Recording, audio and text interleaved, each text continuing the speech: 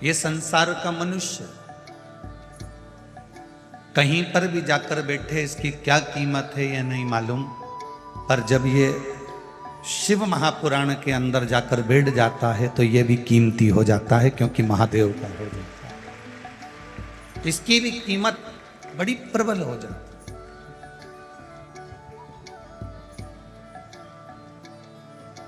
कोई साधारण कीमत वाले नहीं हो आप। भगवान के चरणों में पहुंचने के बाद जो कीमत बढ़ती है, उस कीमत का अंदाज आपको नहीं हो सकता। कांटे में रहने वाली शमी की पत्ती, कांटे में रहने वाला शमी का फूल, जहर में सराबोर रहने वाला मंदार आंकड़ा,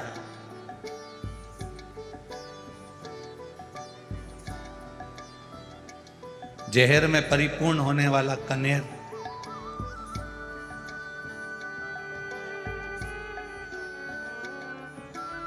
ये सब सस्ते हैं, इनकी कोई कीमत नहीं है। इनको ले जाकर आप किसी को दोगे तो वो उठा के बाद में बाहर फेंक देगा, उसकी कोई कीमत नहीं है। पर वही मंदार, वही कनेर, वही शमी का पत्ता जब देवाधिदेव महादेव को समर्पित हो जाता है, शंकर भगवान को चढ़ जाता है, तो वो कनेर, वो शमी का पत्ता, वो मंदार कीमत वाला हो जाता है, क्योंकि शिव का स्पर्श उसको हो गया।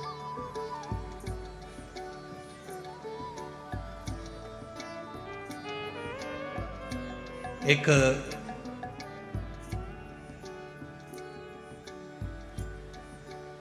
भंवरे की दोस्ती गोबर के कीड़े से हो जाती है। भंवरा उड़ते उड़ते गोबर के पास में आता है और गोबर के पास में जो कीड़ा है उससे उसकी दोस्ती हो जाती है। गोबर के कीड़े ने भंवरे से पूछा कि तुम कहाँ रहते हो? भंवरा कहता है मैं ताजे ताजे फूल पर रहता हूँ, उनका रस पीता हूँ और उनका रस ग्रहण करता हूँ।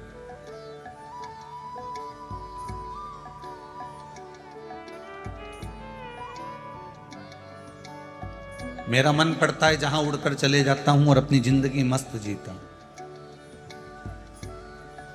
गोबर का कीड़ा कहता है बड़े किस्मत वाले हो जो तुम उड़कर जहां तहां मर्जी पड़ती है वहां चले जाते हो और पुष्प पर बैठकर उसका रस ग्रहण करते रहते हो।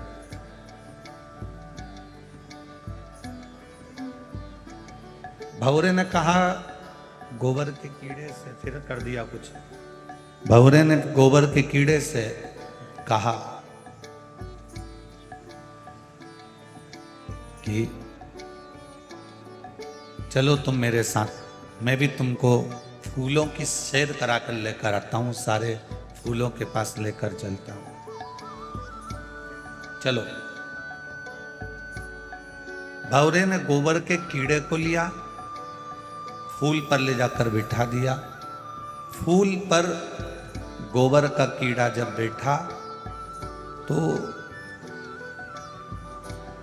फूल दिन में खिला हुआ था, रात्रि को बंद होने लगा तो गोबर का कीड़ा घबरा गया। भंवरा तो चले गया, गोबर का कीड़ा फूल के अंदर बंद हो गया। बहुत गुस्सा आया उस कीड़े को, ऐसी दोस्ती किस काम की? भंवरा तो चले गया और मेरे को फूल के अंदर बंद कर कर पटक दिया।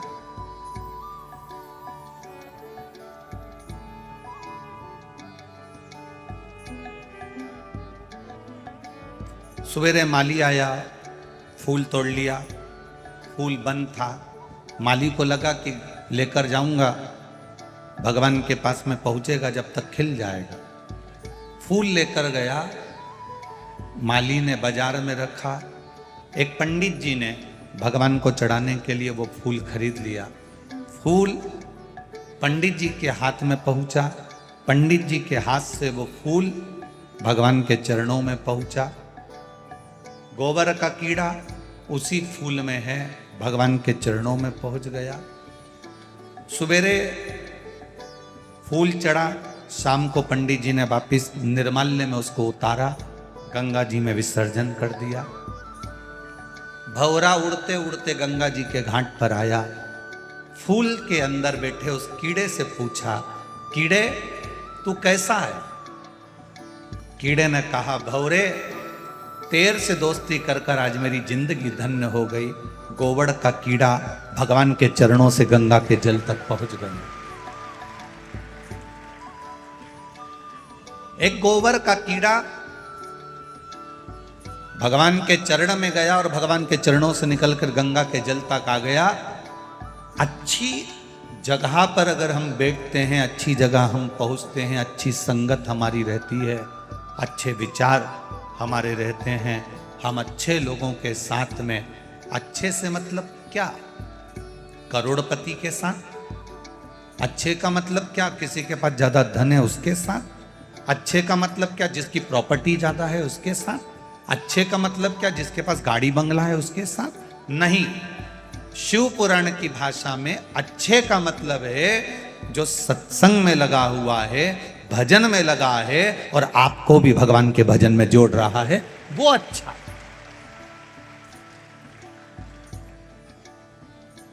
जो दिन भर ज्ञान की बातें करे, दिन भर बहुत बहुत बड़ी बातें करे और मालूम पड़े रात्रि को मदिरा की दुकान पर मिले, वैश्यावृत्ति में मिले, जुए में मिले, मांसाहार में मिले, उसको बड़प्पन नहीं कहते।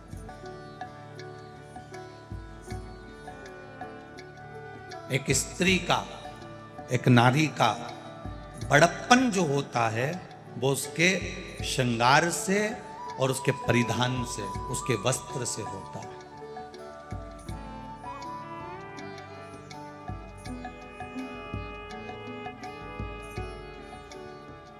उसका परिधान, उसका वस्त्र। मेरे मालवा की माताएं लुगड़ा पहनती हैं, लहंगा पहनती हैं। मेरे राजस्थान मारवाड़ की राजपुताना होन अपने तन पर जो परिधान, जो वस्त्र धारण करती है, वो भी एक तलवार का काम करती है, कोई साधारण नहीं।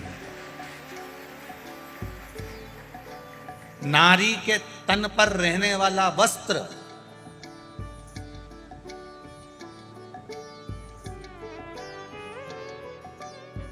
वो साधारण सा नहीं है। मेरे मालवा की छत्तीसगढ़ चले जाओ, राजस्थान चले जाओ, महाराष्ट्र चले जाओ, गुजरात चले जाओ, आप वहां का जो पुराना पहनावा है, हम आज के पहनावे की बात नहीं कर रहे हैं। हमारे मालवा में आप कभी आए और मालवा का पहनावा देखें, 36 कली का लहंगा है, साधारण वस्त्र, मेरी माताएं पूरा तन ढका हुआ। कोई बुजुर्ग आया, इतना घूंघट ले लिया, कोई सामने खड़ा है, मर्यादा के अनुसार सिर पे पल्लू लेकर भी बात कर रही है तो उधर नहीं देख रही कि कौन बैठा है। ये राजपुताना चाहे मालवा के हों चाहे जगह के हों, इनका जो परिधान है, इनका जो वस्त्र है, ये भी किसी तलवार के बराबर नहीं कि किसी की निगाह उठकर देख ले।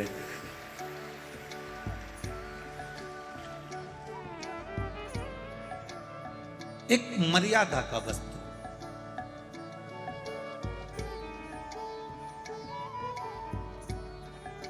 अच्छी संगत में रहो,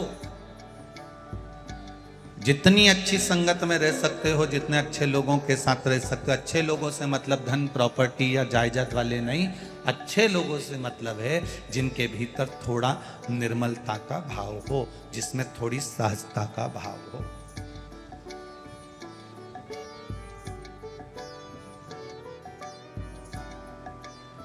और राजवीर बना के जीजा साहब से हमारी जब बात हो रही थी तो वो कह रहे थे, गुरुजी हमारे पिताजी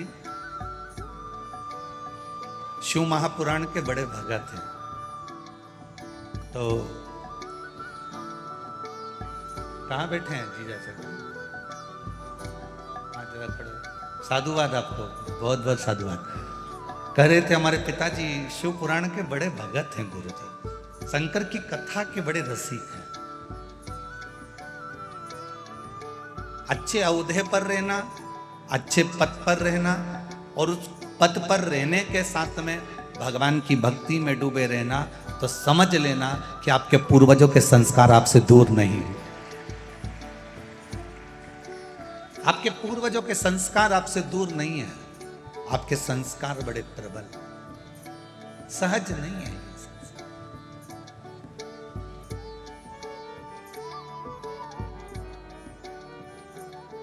एक गोबर का कीड़ा भी अच्छे भौरे का साथ पकड़कर भगवान के चरण तक चले जाता है और चरण से गंगा जल तक चले जाता है।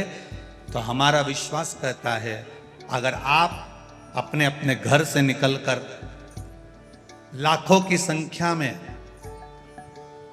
इस शिव महापुराण की कथा में पहुंचे हो, तो तुम्हारा पहुंचना सरल नहीं है।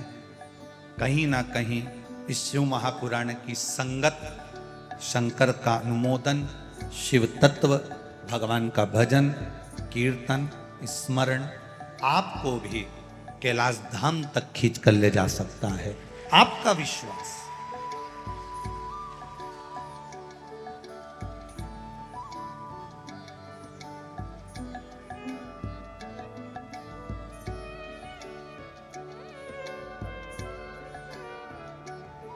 इतना ये आदरणीय ठाकुर साहब शरद सिसोदिया जी को धन्यवाद दूंगा। दुनिया के लोग शहरों में जाकर कथाओं का क्रम करते हैं। आप भी चाहते तो इंदौर में कर सकते थे, आप भी चाहते बदनावर या महू में या छोटा नागदा आदि जगह पर कर सकते थे, परंतु ये कोटेश्वर बाबा की पावन धरा पर कराकर आपने ये कोटेश्वर बाबा की पुण्यमय धरा को पूरे विश्व में प्रसिद्ध कर दिया, जन जन तक पहुंचा।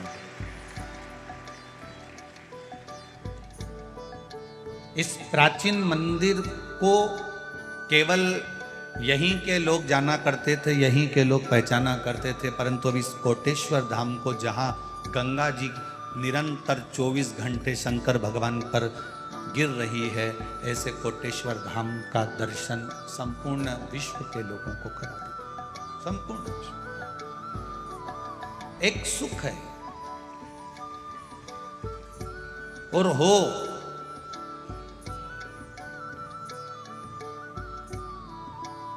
नए नए मंदिरों की जगह पुरातन जितने मंदिर हैं इनका जीर्णोद्धार होना चाहिए।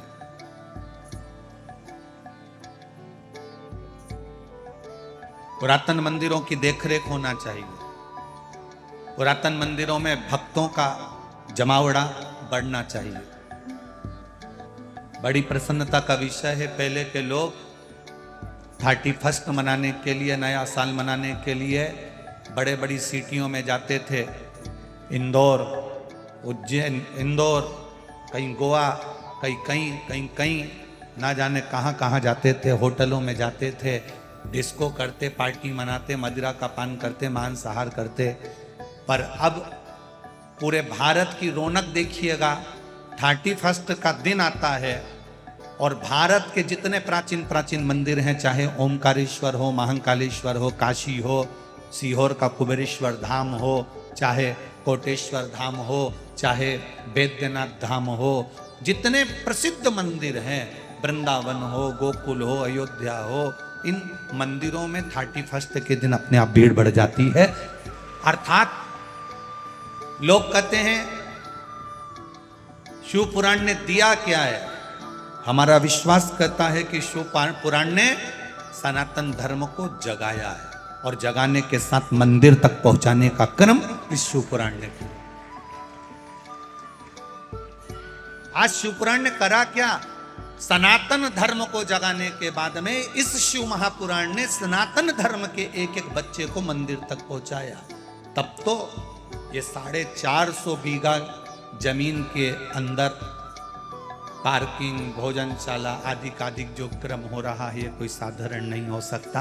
450 बीघा जमीन के अंदर बैठकर आप कथा का रस तत्व ग्रहण कर रहे हो, ये कोई साधारण बात नहीं।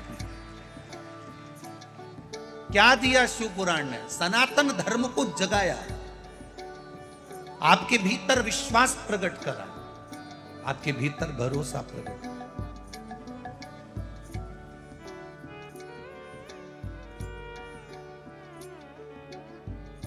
एक नारी जब कहीं जाती है तो कहती है मैं अकेली कैसे जाऊंगी, पर शिव पुराण कहती है कि शंकर भगवान का आधा स्वरूप प्रत्येक नारी के साथ रहता है। शिव भी तुम्हारे भीतर है और शक्ति भी तुम्हारे भीतर।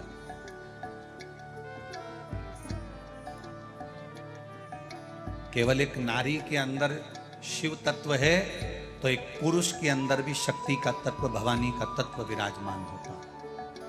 हमारा शंकर पार्वती, हमारी शिव और मां गोरा, संसार में जन्म लेने वाले मनुष्य जब मां के गर्भ में बच्चा आता है, माता के गर्भ में जब बच्चा पहुंचता है, बस बच्चा गर्भ में आया और जवाबदारी किसी की नहीं होती, जवाबदारी महादेव की बढ़ जाती है। जन्म से लेकर मृत्यु तक की जवाबदारी महादेव की हो जाती है।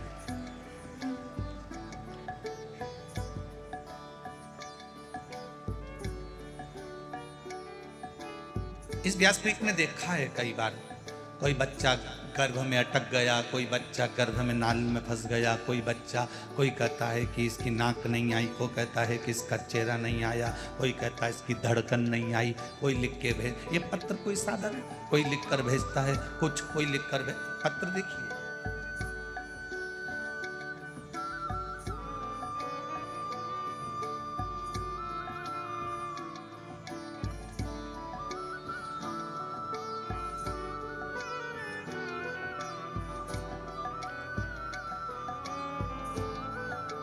राजकुमार जी शर्मा, बड़ी चौपाटी, बदनावर, मोबाइल नंबर इनका ये लिखा हुआ है। कहीं बैठे हो तो हाथ हिलाइए। आप ही हैं? दोनों हाथ हिला दो एक बार। गुरुदेव के, भोलेनाथ जी के चरणों में मैं क्या वर्णन करूं। मेरी पत्नी श्रीमती रेखा, पति राजकुमार शर्मा, जो कि गत 15 वर्षों से बहुत पीड़ा में थी, न चल पाती थी न बैठ पाती थी। हमने बहुत सारे डॉक्टरों को दिखाया, ऑपरेशन भी करवाया, परंतु उसका कोई असर नहीं हुआ। बड़ोदरा गए, डॉक्टरों ने फिर ऑपरेशन का बोल दिया, हमने फिर दिखाया। मेरी पत्नी ने मुझे बोला एक बार सीहोर कुबेरेश्वर धाम का सुना है टीवी पर, चलते हैं वहां जाकर प्रार्थना करते हैं।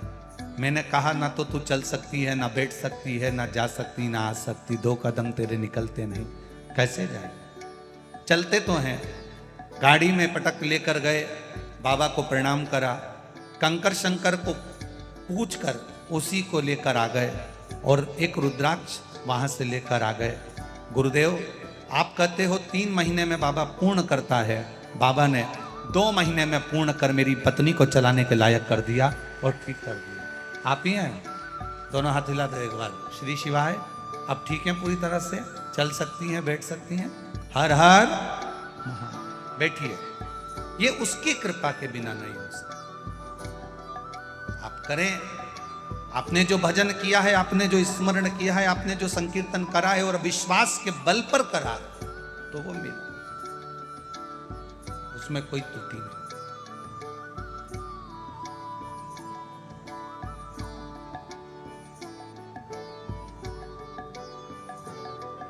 अंत समय प्रभु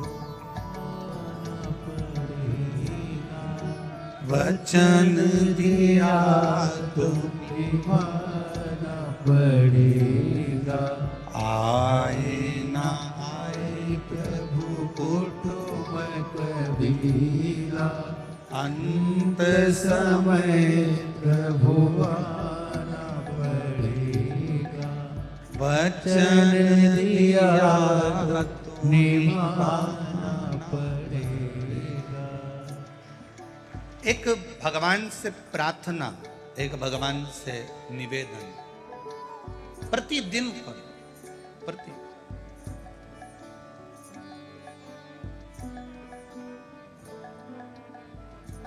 आप जब भगवान से प्रार्थना करेंगे, निवेदन करेंगे, तो वो अवश्य स्वीकार करेगा। सुने,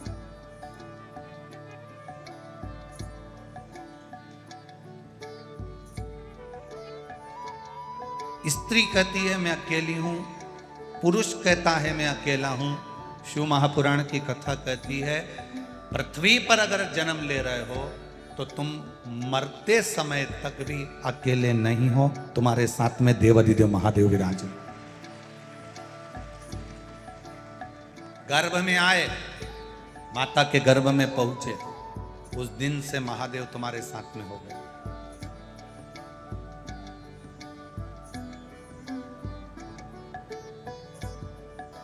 कोई तुमसे कहे तुम्हारे साथ में कौन है, तो तुम कह सकते हो मेरे साथ में महादेव है।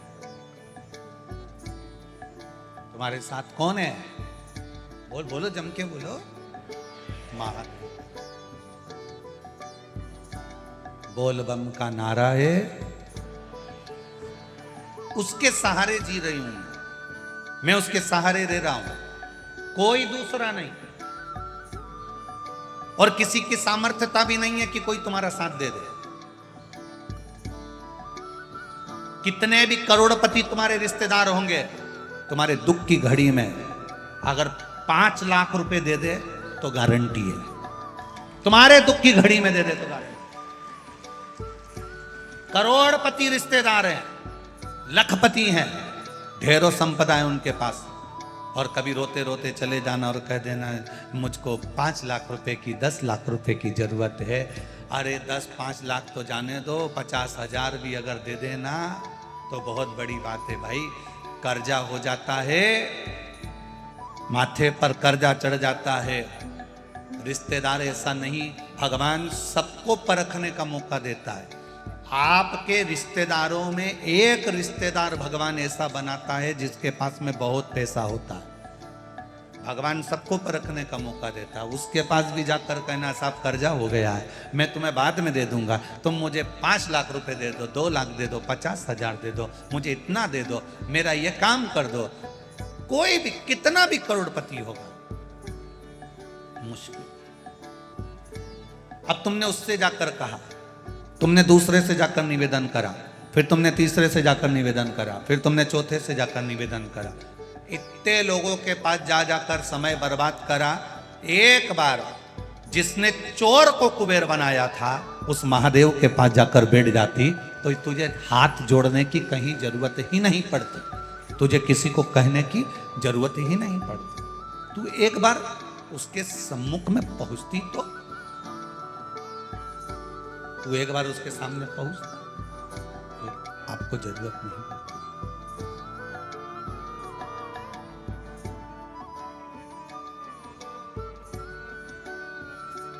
अपने बच्चों को भी सिखा दो कि कोई तुम्हारा साथ देगा कि नहीं देगा ये पता नहीं है, पर इतना विश्वास रखना कि वो कैलाश पर रहने वाला देवाधिदेव महादेव तुम्हारा साथ जरूर देगा। कोई देगा नहीं देगा उसका हमको विश्वास नहीं।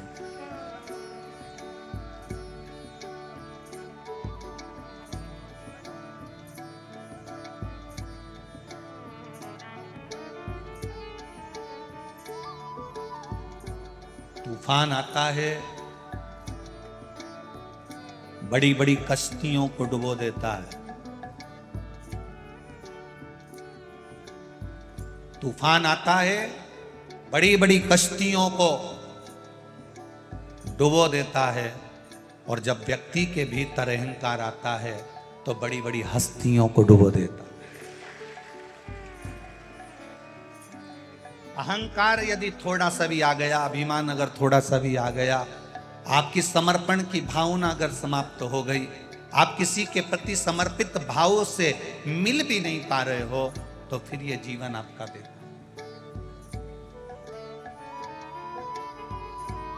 जीवन व्यर्थ।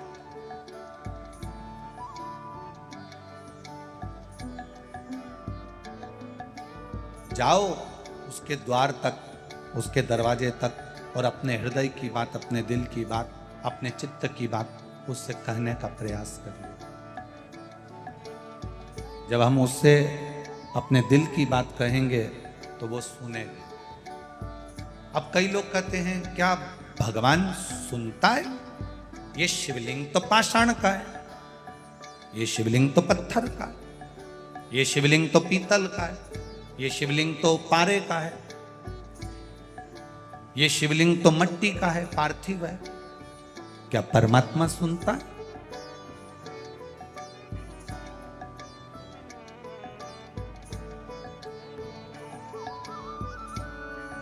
अगर नहीं सुनता होता तो विचार करिएगा। श्रीमद् भागवत में एक कथा आपने सुनी होगी, हाथी का पांव किसने पकड़ा?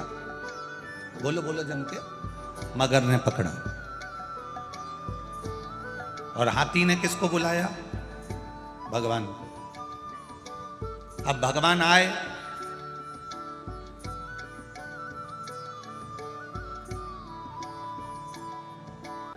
सबसे पहले उन्होंने हाथी से मिले कि मगर से मिले? अरे खूब भागवत सुनी तुमने तो बोलो बोलो जम के जरा। भगवान आए तो सबसे पहले वो हाथी से मिले कि मगर से मिले? भगवान आते से ही, सुदर्शन चक्र उठाते से ही सबसे पहले मगर को मारा। हाथी को गुस्सा, रिटर्न बढ़ाओ, बाहर की बढ़ रही है। हाथी को गुस्सा आ गया, हाथी को क्रोध आया। हाथी ने भगवान से कहा, बुलाया मैंने था, पुकारा मैंने था, और आपने उद्धार मगर का कर दिया। भगवान कहते हैं, हाथी बात तुझे समझ में नहीं आई, तू मुझे पुकार रहा था और मगर तेरा पांव पकड़ा हुआ था। तू मेरा भक्त था और वो मगर तेरा पांव पकड़ा था। अगर किसी भक्त का पांव किसी ने पकड़ कर रखा है तो सबसे पहले मैं उसी का उद्धार कर देता हूं। हाथी का उद्धार तो मैंने बाद में करा है। हाथी कहता है मैंने पुकारा और उद्धार तुमने मगर का करा। भगवान कहते हैं क्योंकि हाथी तेरा पांव मगर पकड़ कर रखा था और तू मुझे पुकार रहा था। शिव महापुराण की कथा कहती है, तुम्हारे घर में अगर एक बच्चा, बुजुर्ग, नारी, पुरुष, स्त्री, कोई भी तुम्हारी 7 पीढ़ी में, तुम्हारी 71 पीढ़ी में भी अगर कोई एक व्यक्ति भगवान के मंदिर जाता है, भजन करता है, कीर्तन करता है, स्मरण करता है, पूजन करता है, दिया लगाता है, तुलसी जी में जल देता है, पीपल की परिक्रमा करता है, शंकर भगवान को 1 लोटा जल चढ़ाता है, भगवान की पूजन करता है, सुंदर कांड में जाता है, रामायण में जाता है, तुम्हारे घर का एक व्यक्ति भी अगर भगवान के भजन में लगा है तो पूरा घर, याद रखना, सबसे पहले उस भजन करने वाले के बल पर पूरा घर तर जाता है। रामायण पढ़ के आया, गांव में रामायण जी का पाठ है, घर का व्यक्ति चले गया, रामायण जी के पाठ में जाकर बैठा, पाठ करा, रात को आया, उसके चरण की रज पूरे घर में गिरी, घर के लोग अपना काम करते रहे। कथा में गया, कथा सुनकर आ गया, घर पर आया, ये जो चलते हो ना उसकी रज उड़ती है।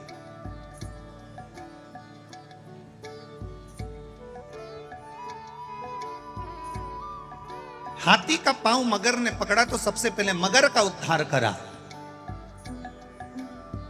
सत्संग करने वाले का संग पकड़ोगे, भजन करने वाले का संग पकड़ोगे, स्मरण करने वाले का संग पकड़ोगे तो उद्धार तुम्हारा निश्चित है।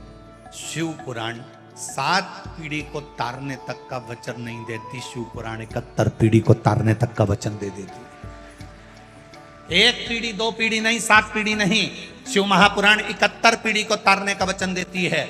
इसलिए उज्जैन के ऋण मुक्तेश्वर मंदिर में पत्थर पर लिखा हुआ है, अंकित करा गया है कि जिसने शिव तत्व को जान लिया, जिसने शंकर भगवान को 1 लोटा जल चढ़ा लिया, जिसने शिव महापुराण को श्रवण कर लिया, जिसने शंकर का अनुमोदन कर लिया, मनुष्य शरीर प्राप्त करने के बाद जो शंकर के मंदिर जाना प्रारंभ कर दिया, मनुष्य शरीर प्राप्त करने के बाद जो शंकर को 1 लोटा जल चढ़ाना प्रारंभ कर दिया, मनुष्य शरीर प्राप्त करने के बाद जो शिव पुराण सुनना प्रारंभ कर दिया, तो शिव पुराण की कथा में ऋण मुक्तेश्वर मंदिर की दीवार पर पत्थर पर लिखा हुआ कह देता है कि उसकी 71 पीढ़ी को देखने की जरूरत नहीं, वो तर चुकी।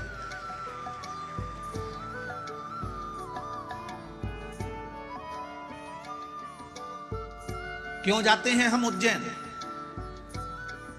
क्यों जाते हैं उस कालाधिपति की नगरी में? क्यों जाते हैं हम महाकाल की नगरी में?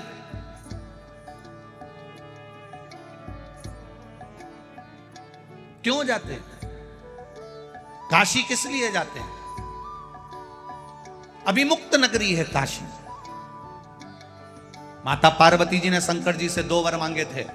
एक वर पति पत्नी में झगड़ा हो तो उसमें प्रेम बढ़े, और दूसरा वर मांगा था कि काशी में जो मरे उसके कान में गुरु मंत्र तुम्हें देना पड़े।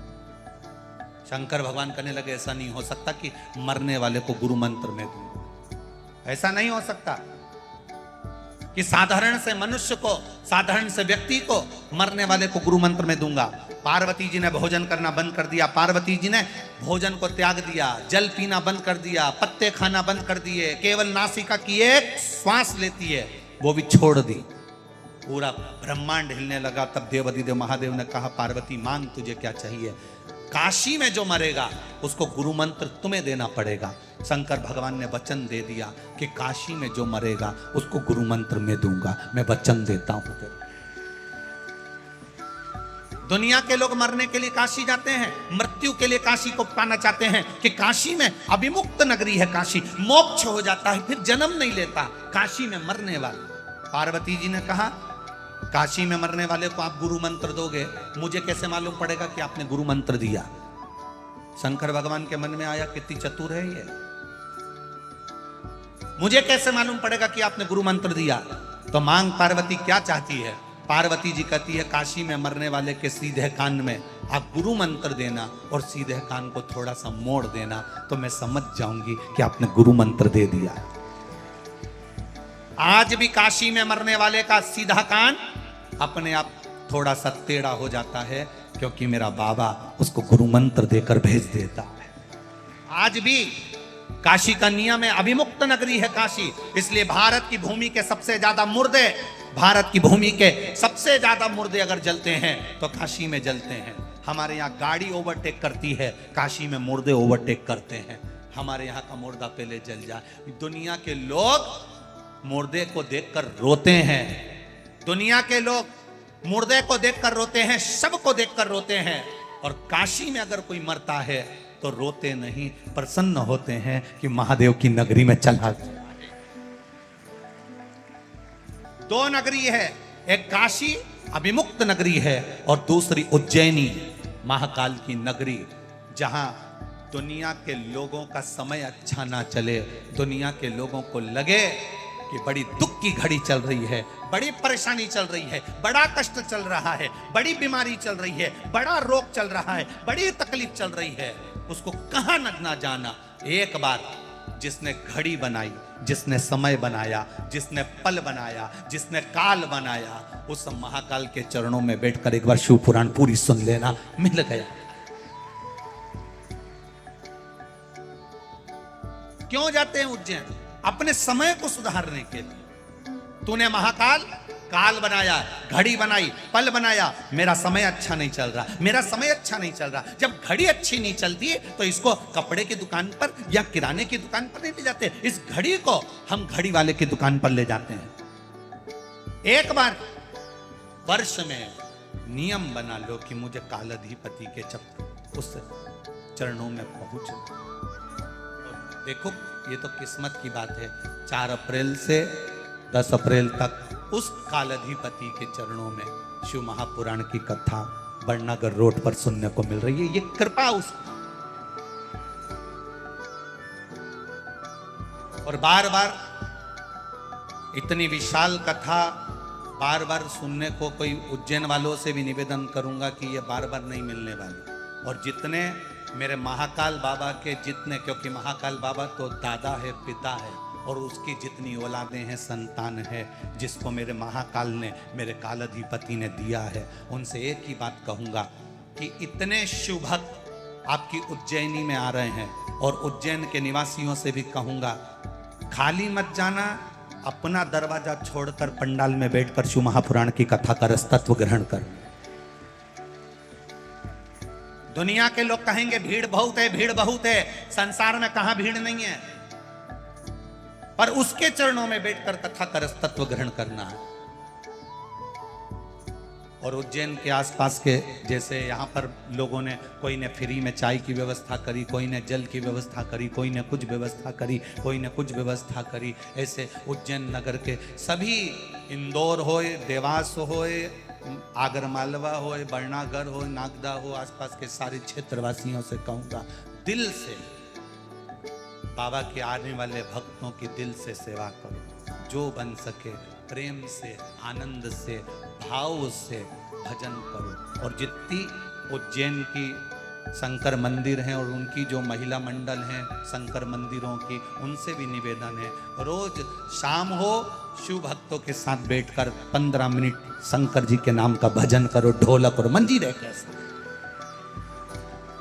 करो भजन। और जितने श्रोता भाई बहन उज्जैन में आ रहे हैं उनसे निवेदन है, दिन में 1 बजे से 4 बजे तक शिव महापुराण की कथा उज्जैन में चलेगी, टीवी पर आएगी।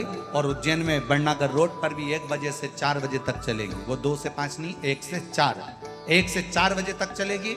जिसको 84 महादेव करना है वो सुबह से लेकर 1 बजे के पहले 12 बजे तक कथा स्थल पर पहुंचकर कथा का आनंद लेने के लिए सुबह भी 84 महादेव करो, शाम को भी करो। और दिन में बाबा की कथा का रस तत्व ग्रहण कर कर अपनी जिंदगी को संवारने का प्रयास करो, अपनी घड़ी को सुधारने का प्रयास। बार बार ये कथाएं नहीं मिलती। कई लोग काशी वाले कहते हैं गुरुजी एक बार फिर काशी आओ, बार बार योग नहीं बनता कि काशी बार बार आए या उज्जैनी बार बार आए। मौका मिला है, छोड़ना नहीं।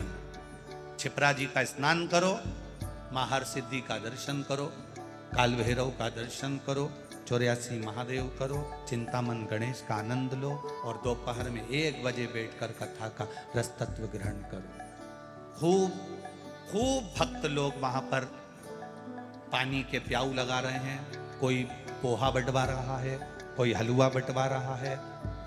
सूचना मिली कि उज्जैन की अग्रवाल समाज वहाँ पर नमकीन छाछ 24 घंटे बंटवा रही है। कोई एक राहुल कल के बालक है वो पानी के प्याऊ लगवा रहा है, कोई कुछ व्यवस्था कर रहा है, कोई कुछ व्यवस्था करो। मेरे महाकाल ने आपको हजारों हाथों से दिया है तो आप दोनों हाथों से लुटाने का मौका मिला है, कर लो।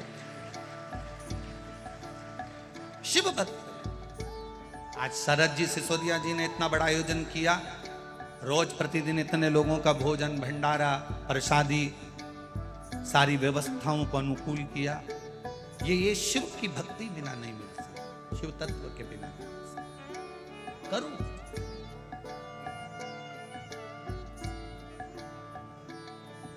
थोड़ा सा डीजल पेट्रोल डालकर जो लोग अपने ट्रैक्टर ट्राली में लोगों को लेकर आए हैं उनको भी साधुवाद दूंगा। आज तुम्हारा 500 का नोट सफल हो गया। ये 500 रुपए 3 महीने में बाबा कितना देगा हिसाब लगा कर बैठ। जितने लोग कथा श्रवण करने के लिए आए, जितने लोग भजन करने आए, जितने लोग कथा का रस तत्व ग्रहण करने के लिए आए, बाबा क्या देगा ये तुम्हें 3 महीने में मालूम पड़ेगा। वो कितना देता है। तुम तो आ गए, ट्रैक्टर उठाया, डीजल डलवाया, 50 लोगों को, 15 लोगों को, 20 लोगों को गाड़ी में भरा, पहुंच गए। पर इतने लोगों को कथा सुनकर तुम लेकर जा रहे हो, उसका फल क्या होगा ये वही जान सकता, ये वही, कोई दूसरा नहीं। तेरी कृपा बिना न हिले एक भी अणु, लेते हैं श्वास तेरी कृपा से तनु तनु। बखान क्या करूं मैं राखों के ढेर का, चपटी भभूत में खजाना कुबेर का। हे गंगाधार मुक्ति द्वार ओमकार तू, भोले ओमकार तू। आयो शरण तिहारी शंभु तारे तारे तू। बाबा की कृपा, शिव तत्व को जानना, हमारी चित्त वृत्ति बुद्धि सब परमात्मा में हो जाता है। कभी कभी हमारा मन हम ले जाते हैं शंकर जी की ओर, भटक कर दूसरी ओर पहुंच जाता है। कभी कभी हमारा मन विचलित होता है। ऐसा नहीं, एक व्यक्ति था, उसको कान से सुनाई नहीं देता था, थोड़ा कम सुनता था, अवस्था थी, कम सुन रहा है। अब उसका एक बहुत अच्छा रिश्तेदार बीमार पड़ गया। अब बहुत अच्छा रिश्तेदार जब बीमार पड़ गया तो इसने अपने छोराओं से कहा, रे छोरा, ए नाना, ए रे छोरा, ए रे नाना, हम मेरे को ले चल, वो उससे मिल आऊं। तो नाना चिल्ला कर बोला, तुम्हें सुनाई तो देता नहीं, मिल के करोगे क्या? तो दादाजी बोले, देख मिलना तो पड़ेगा क्योंकि हमारा पुराना पहचान वाला है, मिलना तो पड़ेगा, मेरा पुराना पहचान वाला है, उससे मिलूंगा जो। अरे तो बात क्या, वो बोलेगा भी तो तुम नहीं सुन सकते? और उसने कहा, उसमें बोलने, वो कुछ बोलेगा ना तो मैं समझ जाऊंगा। मरीज से बात करते तो मेरी जिंदगी निकल गई। 4-5 चीजें तो होती है बस मरीज से बात के में, ज्यादा होगा तो उसका हालचाल पूछ लूंगा, ज्यादा होगा तो दवाई का पूछ लूंगा, ज्यादा होगा तो भोजन का पूछ लूंगा, ज्यादा होगा तो डॉक्टर का पूछ लूंगा। और मुझे मालूम है कि वो पलंग पर लेटा लेटा जवाब भी क्या देगा। तो ये तो सबको मालूम है कि मरीज से अगर बात करो तो वो क्या जवाब दे। तो तू मेरे को ले चल, मैं तो मेरे मन से पूछ लूंगा और मन से जवाब दे दूंगा। तो सुनाई तो दे नहीं, मत देन दे, तू तो ले चल, मैं जवाब दूंगा नहीं, बस तू तो ले चल। उन्हें दादाजी को मोटरसाइकिल पे बिठाया ने हॉस्पिटल ले गए। और जैसे ही वो पलंग पर पड़ा था बेचारा मरीज, इसका पहचान वाला ये पहुंच गया। और पहुंचते से राम राम। अब जो कान से थोड़ा कमजोर होता है वो चिल्ला के बोलता है, उसको लगता है अपन जैसे हैं वैसे सब है, इसने भी आवाज दी। और जो चिल्लाया राम राम, पूरा हॉस्पिटल गजगजा गया।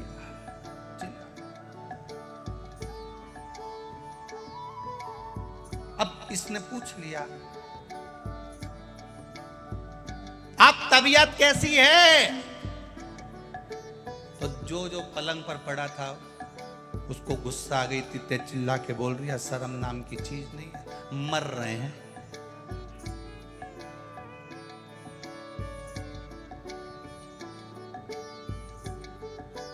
भगवान की बड़ी कृपा है।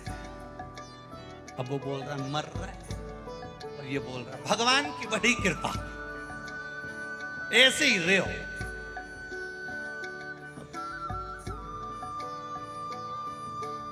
और बुरा लग गया मरीज को।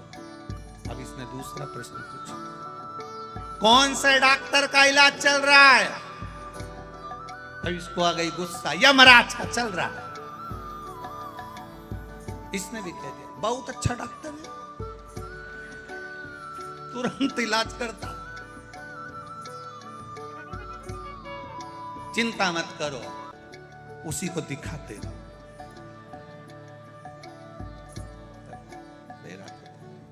फिर इसने पूछ लिया, डॉक्टर ने खाने का क्या बोला है? इसने बोल दिया भाटा बोला है। तो इसने बहुत हल्का भोजन है, बहुत हल्का, दिन भर में 3-4 बार खा लिया। अब इसको आई गुस्सा, इन्हें बाटल निकाल के पिचकारी के मुंह डाल घुसे। नहीं सुने। कभी सोचो कि ये चित्त क्यों नहीं पहुंच रहा है, ये वृत्ति क्यों नहीं पहुंच रही? जैसे वो कान से नहीं सुन पा रहा, उसी तरह कभी कभी हमारा मन हमारी नहीं सुन पाता है, इसलिए हम गलत जगह चले जाते हैं, अच्छी जगह नहीं पहुंचते। कभी कभी ऐसा होता है, हमारा मन हमारी बात नहीं सुनता, हमारा मन हमारा चित्त हमारी नहीं सुनता, गलत जगह चल। चरणों का स्मरण कर लो तो वो धारण कर ले। जैसे दोपहर के बाद में तोड़ी गई बेलपत्र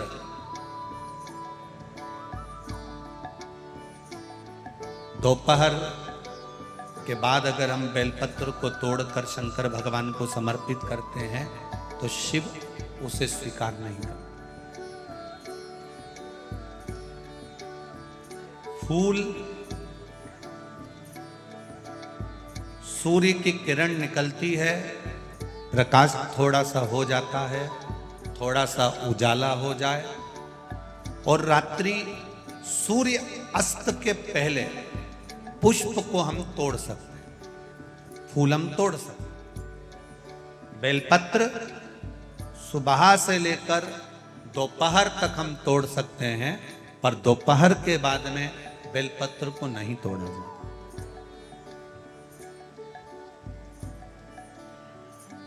चतुर्थी, अष्टमी, नवमी, द्वादशी, चतुर्दशी, अमावस्या, पूर्णिमा, संक्रांति, ये ऐसे पर्व हैं जिस दिन बेलपत्र को नहीं तोड़ा जाता। चतुर्थी, अष्टमी, नवमी, द्वादशी, चतुर्दशी, अमावस्या, पूर्णिमा, संक्रांति, ये वो पर्व है जिस पर बेलपत्र को नहीं तोड़ा जाता। पुरानी बेलपत्र 1 महीने पुरानी भी रखी है। पुरानी बेलपत्र मंदिर के बाहर भी अगर निर्माल्य में उतरी हुई बेलपत्र किसी डलिया में पड़ी है, बहुत सारी बेलपत्र अगर किसी ने ले जाकर निर्माल्य को कहीं ले जाकर पटक भी दिया है मंदिर के कोने में, वहां से बेलपत्र उठा लो, उसको धो लो, साफ कर लो, वापिस ले जाकर महादेव को चढ़ा दो, वो स्वीकार कर लो।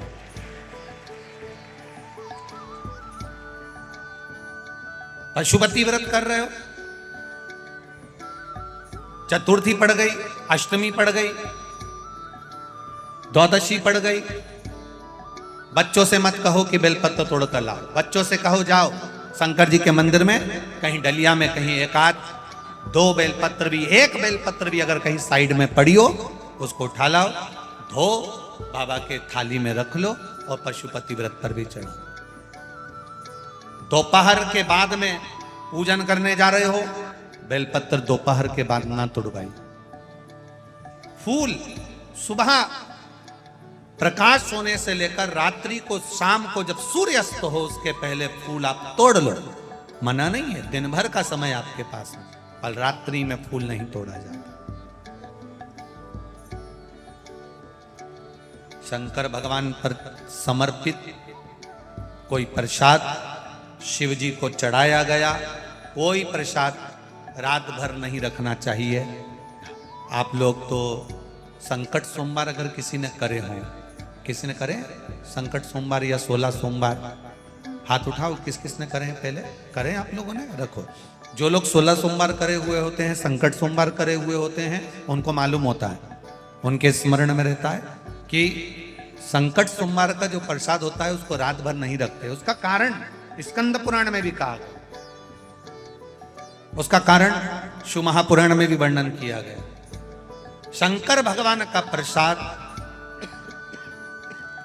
शिव जी का प्रसाद, अगर जितना जितना अंधेरा बढ़ते चले जाता है, जितना जितना रात्रि होती चली जाती है और दूसरा दिन अगर लग जाता है, तो उस प्रसाद पर आपका हक नहीं रहता, उस प्रसाद पर फिर चंड का हक हो जाता, फिर उनके गणों का हक हो जाता, फिर आपका हक समाप्त।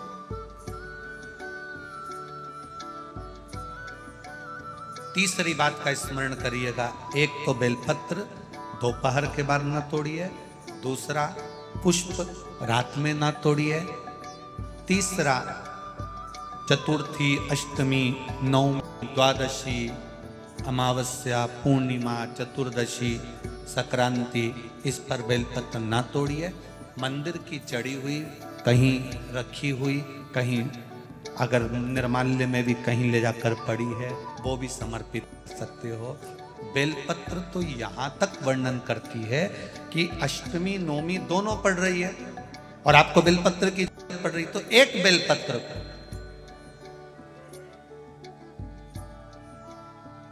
आप एक बेलपत्र को या तो वस्त्र में संजो कर रख लो, रख सकते हो, संभाल के रख लो, ना बने तो तुम्हारी जो पाठ पढ़ने की पुस्तिका होती है, जिसको तुम भजन गा लेती हो, पढ़ लेती हो, राम रक्षा स्तोत्र, हनुमान चालीसा, गोवर्धन चालीसा, जो पढ़ लेती हो वही उसी में रख लिया और वही बेलपत्र वापिस हमको प्राप्त हो गई। हमने वही शिव जी को वापिस चढ़ा दी और उससे हमको फल की अनुभूति प्राप्त हो गई। जरूरी नहीं है तो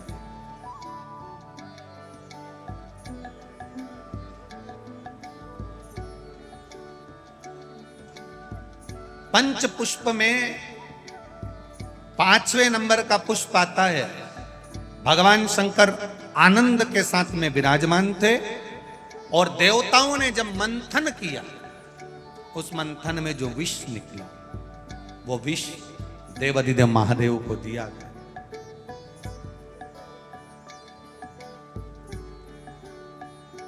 अब बाबा देवाधिदेव महादेव को जो विष प्राप्त हुआ तो पार्वती मैया को शिव जी ने याद किया, पार्वती आओ।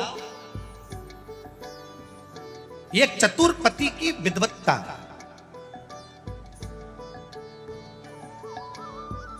एक विद्वान पति जो होता है, चतुर पति जो होता है, उसकी विद्वत्ता जो होती है, उसको दर्शाया है मेरे महादेव ने। बहुत विडंबना में जीवन चल रहा, बहुत परेशानी में चल रहा, बहुत टेंशन चल रहा, पति किसी को बताना पसंद नहीं करता, बहुत चिंता, घाटा लग गया, कर्जा बढ़ गया, तकलीफ हो गई, रोग हो गया, बीमारी हो गई, कुछ गलत करी आया, कुछ अच्छा करी आया, किसी को बताए ना बताए, पत्नी को एक बार बोल कर देखना, वो तुमको विल पावर मजबूत करेगी, कह देगी चिंता मत करो, मैं हूं और आप हो, सब करेंगे।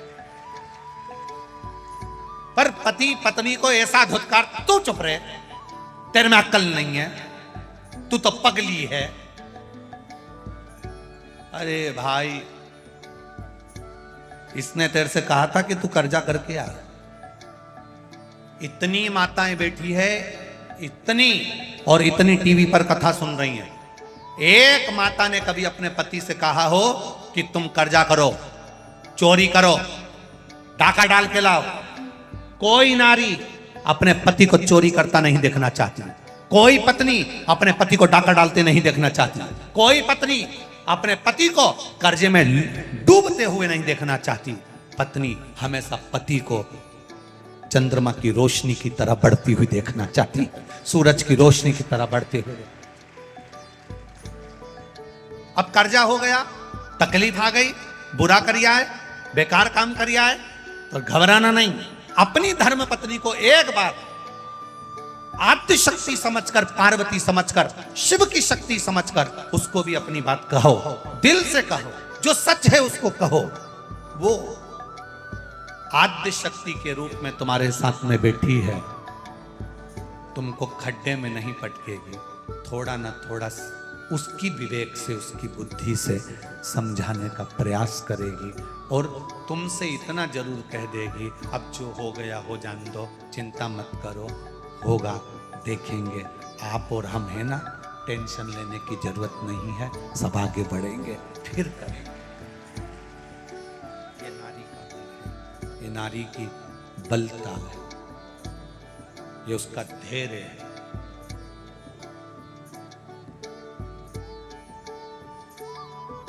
धैर्य उसका।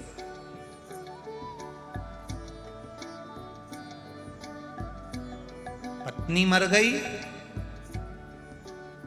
पति टूट गया। क्यों भैया? आज तुम मदिरा की दुकान पर खड़े थे, क्या बात है? बहुत गम था इसलिए पी ली।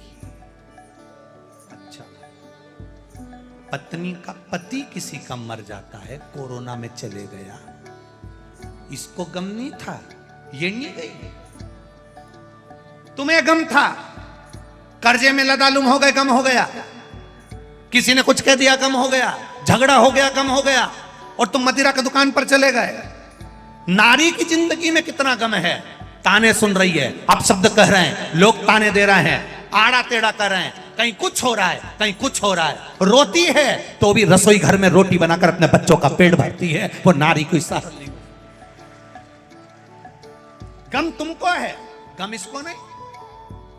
जो आता है, पति आया तो दो शब्द कह गया, देवर आया तो कह गया, जेठ आया तो कह गया, ससुरा आया तो कह गया, सासू आई तो कह दिया, मायके वाले बोले तो बोल दिया, भैया से बोलो तो भैया बोले, भाभी से बोलो तो भाभी बोले। एक नारी, बेटा है तो बेटा बोले, छोरी है तो छोरी बोले। एक नारी जिंदगी भर सुने, इसको गम नहीं। फिर भी शंकर की आदि शक्ति इसके अंदर विराजमान है, इसलिए धैर्य रखती है, फिर आगे बढ़ जाती है, रोती है, पोंछती है आंसू, फिर भी तुम्हारा साथ दे जाती है, फिर भी साथ देती है। वो नारी है। और तुम कहते तुम्हें अकल नहीं है, तू चुप रहे, तेरे में अकल नहीं, तेरे में अकल नहीं। और जब पूरी तरह से खड्डे में गिर जाता है, तब आखिरी में कोई साथ नहीं देता, तब वो फिर पत्नी कहती है ये मेरी रकम पड़ी हुई है, उतार कर दे देती है, बेची आओ, ले जाओ, कर्जा चुका दो। आखिरी में भी वही साथ दे रही है, अंत बिंदु में वो साथ दे रही है। और एक बात अपनी जिंदगी में उतार कर रखना, रकम दुकान पर कब जाती है? जब घर में दुख आता है। किसी भी नारी की रकम दुकान पर ऐसे नहीं जाती। बोलो नहीं जीजियां सही है कि गलत है? घर में कर्जा बढ़ गया, दुख आ गया, तकलीफ आ गई, परेशानी आ गई, तब घर की रकम दुकान पर जाती है। जब घर की रकम दुकान पर जाती है, जब दुख आता है, जब दुख आता है तो सोने की रकम दुकान पर जाती है। उसी तरह जब जिंदगी में दुख आए तो इस मनुष्य के शरीर को, इस रकम को भी महादेव के चरणों में उस दुकान पर ले जाओ तो शिव संभाल लो। सोने की रकम दुकान पर जा रही है, सोने की रकम दुकान पर पहुंच रही है। ये शरीर भी उस परमात्मा की चौखट तक जाना।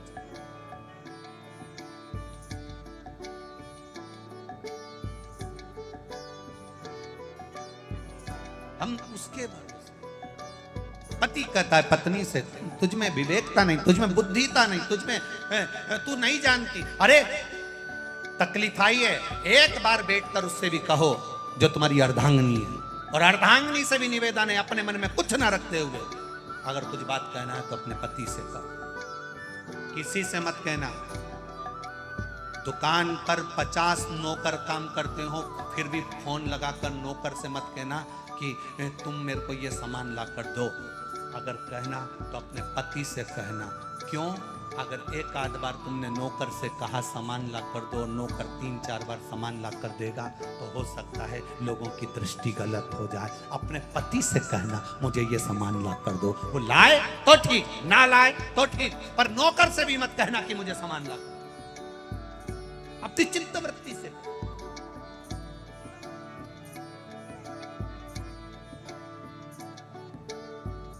जाओ, मुझे ये सामान चाहिए। कितना सुंदर संवाद है। माता धूमावती और शिवजी का धूमेश्वर नाम पड़ा था। शिवजी ने कितनी विचित्र लीला करी है, जरा देखिएगा। गणेश जी रोते हुए आते हैं और माता पार्वती से कहते हैं मां मुझे भूख लगी है। कार्तिकेय षडानंद रोते हुए आते हैं, मां मुझे भूख लगी है। अशोक सुंदरी रोते हुए आती है और कहती है मां मुझे भूख लगी है। और शंकर जी अखंड समाधि में लीन, तप साधना में लीन, भूख लग रही है। माता पार्वती ने देखा कुछ भी नहीं था, क्या दूं बच्चों को? अगर मेरे स्तनों में दूध होता तो मैं अपने बच्चों को पिला देती, पर स्तन में दूध भी नहीं।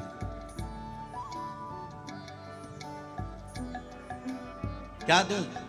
भूख से बिलख रहे भगवान गणेश जी, कार्तिकेय, अशोक सुंदरी सब भूख से बिलख रहे थे।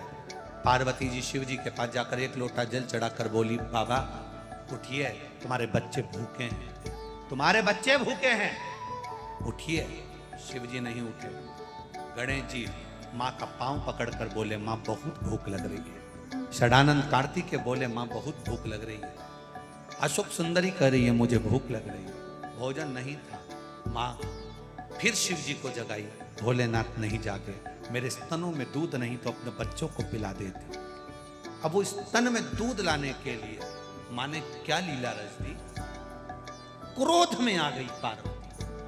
अपने बच्चों को भूखा मरते हुए कोई नारी नहीं देख सकती, कोई नारी नहीं।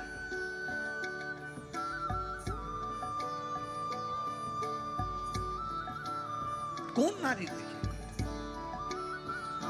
एक मां अपने बच्चे के लिए समर्पण का भाव लेकर चलती है। देखा मेरे बच्चे भूखे, स्तन में दूध नहीं। पार्वती जी को क्रोध आया, शंकर जी को उठा लिया, उठाकर मुंह में भरकर निगल गई। स्तन से दूध बहने लगा, बच्चों को पिलाने लगी। हाहाकार मच गया, साबधूर। शिव जी को पार्वती जी निगल गई, शिव जी नहीं, शिव जी नहीं, शिव जी नहीं। देवताओं ने आराधना करी, मां कृपा करो, प्रकट करो महादेव को। शंकर जी को धुएं के रूप में अपनी नासिका से महादेव को प्रकट कर दिया। शिव जी का नाम ध्रुमवान हो गया और पार्वती का नाम ध्रुमावती हो गया। शिव जी धूमवान बन गए, माता पार्वती धूमावती बन गई। शंकर जी ने कहा, पार्वती तू अपने पति को थोड़ी देर के लिए निगल गई थी, तेरा पति उस समय पर नहीं था, इसलिए धूमावती तू बेधब्य के रूप में रहेगी। ना तेरी मांग में सिंदूर होगा, ना गले में मंगलसूत्र होगा, ना बिछोड़ी, ना चूड़ा होगा। आज भी दतिया में पीताम्बरा धाम में माँ धूमावती के मंदिर है। माँ धूमावती का अगर आप दर्शन करने जाओगे तो माँ सौभाग्यवती नारी को अंदर नहीं जाने दिया जाता, पर्दे में बंद रहती है, 16 श्रृंगार नहीं करती। माँ बेधब्य के रूप में रहती है, ना मांग में सिंदूर है, ना नाक में लौंग है, ना गले में मंगलसूत्र है। वो धूमावती माता है। आज भी दुनिया के बड़े बड़े राजनेता दतिया में जाकर धूमावती की पूजन करते हैं और उससे वर प्राप्त करते हैं। वो धूमावती है, वो पीताम्बरा पीठ में बैठी है, अलमस्त होकर अपने बच्चों के लिए निकली, अपने बच्चों। ध्रुमवान ध्रुमावती बड़ा उसका सहज तक क्या है? जीवन कोई सरल है क्या? जीवन में कोई सरलता है? शिव जी ने, पार्वती जी ने पूछा, भोलेनाथ जी विष आया है, आपके लिए आया है। शंकर भगवान बोलते हैं, मैं अकेला नहीं पीऊंगा, तू कंठ में जाकर बैठ जा। अर्धांगिनी है तू मेरी, बराबर की हकदार है तू मेरी, बैठ मेरे पास। कंठ में मां बैठी, शिव जी ने विष पिया, कंठ में पहुंच गया। नीचे जा रहा था विष, शंकर भगवान ने उसको कंठ में ही रोक लिया। अंदर जाएगा तो मेरे उदर में ना जाने कितने शिव भक्त बैठे हैं। शिव पुराण कहती है, ये पूरा जो ब्रह्मांड है, ये पूरी जो पृथ्वी है, ये पृथ्वी शंकर भगवान के उदर में विराजमान है। शंकर जी एक चावल का दाना खाते हैं और सबका पेट भर देते हैं। शिव जी आराम से सोते हैं तो सबको निंद्रा आती है। शिव मस्त रहते हैं तो सब मस्त रहते हैं। शंकर जी को लगा, अगर मैं विष पी गया और वो विष पेट में चले गया, वो विष उदर में चले गया, तो मेरा पूरा ब्रह्मांड, पूरी पृथ्वी पर जितने जलचर, थलचर, वायुचर, जीव जो रह रहे हैं, जो मनुष्य रह रहे हैं, ये सब विष के असर से मर जाएंगे। तो पार्वती जी कह रही है, प्रभु इसको अंदर गटको। पार्वती जी कह रही इसको नीचे उतारो। शंकर जी कह रहे नहीं उतार सकता, क्योंकि नीचे मेरी औलाद बैठी है, नीचे मेरी संतान बैठी है, सब मर जाएगी, इसलिए मैं उसको अंदर नहीं उतार सकता। तो पार्वती जी कह रही है, मैं कंठ पर बैठी हूं, ये विष मेरे पास है। शिव जी कहते हैं, माता पिता की जिंदगी है ही ऐसी, जिंदगी भर विष पीना है और औलाद को सुरक्षित रखना है। माता पिता की जिंदगी है ही ऐसी, जिंदगी भर विष पीना है, औलाद को सुखी रखना है। ये माता पिता हैं। घर में पिता शिव का स्वरूप है, मां पार्वती का स्वरूप है। कितना विष पीते हो। घर की ठंडी रोटी घर का बुजुर्ग, घर की बूढ़ी माँ खा लेती है। उसको भी गरम रोटी अच्छी लगती है, पर बूढ़ी माँ कहती है दाल अच्छी बनी, कड़ी अच्छी बनी। घर में ठंडी रोटी रखी है ना, वो फ्रिज के ऊपर 2 ला के दे दे। बहू कहती है ठंडी क्यों खा रही हो, गरम खा लो। नहीं नहीं, तू मुझे ठंडी ला दे, क्योंकि सास को मालूम है ये ठंडी रोटी कोई नहीं खाएगा, बाद में गाय को पटक दी जाएगी, बाहर कुत्ता को डाल दी जाएगी। मेरा पति एक एक रोटी कमा कर लाया, एक एक निवाला, एक एक अन्न का दाना लाया, इसको पटकूंगी नहीं। घर की बुजुर्ग ठंडी रोटी खा लेती है क्योंकि फेंकी ना जाए, कल की ठंडी सब्जी खा लेती है क्योंकि फिकाए ना। एक एक ईंट जोड़कर, एक एक दाना जोड़कर उसने महल बनाया है, कैसे उसको बर्बाद होते देख ले। इसलिए घर के माता पिता शिव और पार्वती के स्वरूप होते हैं। तिनका तिनका जोड़ा है, तिनका। एक पत्र आया, उस पत्र में किसी ने लिखकर भेजा है, गुरुजी 5 दिन से शिव पुराण चल रही है और कुछ दिन पहले से यहाँ ये टेंट लगना प्रारंभ हो गया था, और शिव जी की कृपा, उदारता, दया गुरुदेव बड़ी गजब है कि 5 दिन से इस टेंट में आपके पंडाल के व्यासपीठ के ठीक ऊपर एक चिड़िया और चिड़ा दोनों ने घोंसला बनाकर 5 दिन पहले ही घोंसला बना लिया था, और 5 दिन से रोज कथा सुन रहे हैं। आज भी बैठ, वो बैठ ऊपर बैठ, आज भी वो चिड़ा और चिड़ी 5 दिन से लगातार स्थान नहीं छोड़ा उन्होंने, और लगातार वो कथा सुन। गुरुजी जब कथा में चिड़ा और चिड़िया भी शिव और पार्वती बनकर कथा सुनते हैं तो संसार का मनुष्य भी उसकी भक्ति, उसका विश्वास। 5 दिन में उसने घोंसला बना लिया, उसी में रह रहा। दोनों कथा का रस तत्व ग्रहण कर रहे और अपने जीवन का आनंद। सुनो, ये शिव महापुराण की कथा है, सुनो। जरा सी माइक की ध्वनि होती है, डीजे बजता है तो जमीन हिल जाती, मकान हिल जाते और चिड़ा चिड़िया भाग जाते हैं। पर 5 दिन से लगातार भजन भी हो रहे, ढोल भी बज रहे, नगाड़े भी बज रहे, कीर्तन भी बज रहा, तो भी उनका निवास ये शिव और पार्वती का स्वरूप आनंद लेते हुए कथा का रस तत्व ग्रहण कर। ये शिव का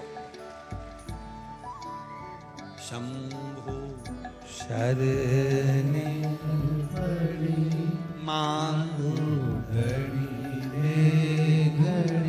दुख काटो, दया करी दर्शन आपो। शिव की भक्ति, भगवान का भजन, स्मरण, कीर्तन, मंत्र जाप। शिव जी ने कंठ पर विष को रखा, पार्वती जी झेलिए, विष कंठ पर पड़ा हुआ। शंकर भगवान को थोड़ा थोड़ा उस विष का असर होने लगा, और विष का जब असर होने लगा तो भोलेनाथ जी को थोड़ा थोड़ा थोड़ा थोड़ा चक्कर आने लगा। विष का असर जो देवादिदेव महादेव को डोलते हुए, देवादिदेव महादेव को घूमते हुए जो पार्वती जी ने देखा, पार्वती जी अपनी अपनी 64 योगिनियों को कहती हैं, जाओ मेरे महादेव के लिए कुछ औषधि लेकर आओ। औषधि पूछा, अब तुम्ही ने दर्द दिया है, तुम्ही दबा देना। पूछा भोलेनाथ जी से, वो जैसे रुक्मणी जी ने पूछ लिया था भगवान कृष्ण से, तुम्हारा पेट दुख रहा है, इसकी दवाई क्या है, औषधि क्या है? सारी दवाइयां दे दी, सारी औषधि दे दी, वेदों को दिखा दिया, डॉक्टरों को दिखा दिया, सब कुछ कर दिया, फिर आखिर ऐसा क्या है? क्या दें आपको? आपका पेट दर्द बंद हो जाए। भगवान कृष्ण कहते हैं, रुक्मणी जो मुझे बहुत प्रेम करता हो उसके चरण की रज ला कर दे दो। तो चरण की रज लेने के लिए रुक्मणी जी से कहा तू तेरी दे दे, तो रुक्मणी के मैं अपनी चरण की रज नहीं दे सकती। सतभामा, जामवंती, कालंदी, मित्रवृंदा, लक्ष्मणा कोई नहीं दी। तब चरण की रज देव ऋषि नारद को मालूम पड़ा, तो नारद जी बोले मैं लेकर आता हूँ। नारद जी चरण की रज लेने के लिए बरसाना चले गए, ब्रज चले गए। ब्रज में राधा जी को कहा भगवान का पेट दुख रहा है, चरण की रज चाहिए, जो ज्यादा चाहता हो। राधा जी ने अपने चरण की रज दे दी। राधा जी बोली रुको नारद,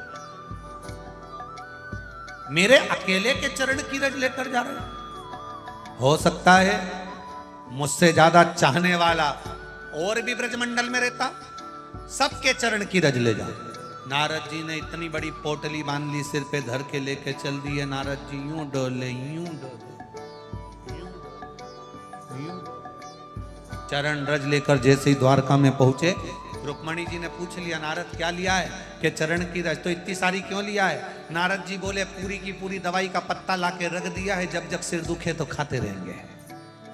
पूरा दवाई का पैकेट है, अलमारी में रख लेना।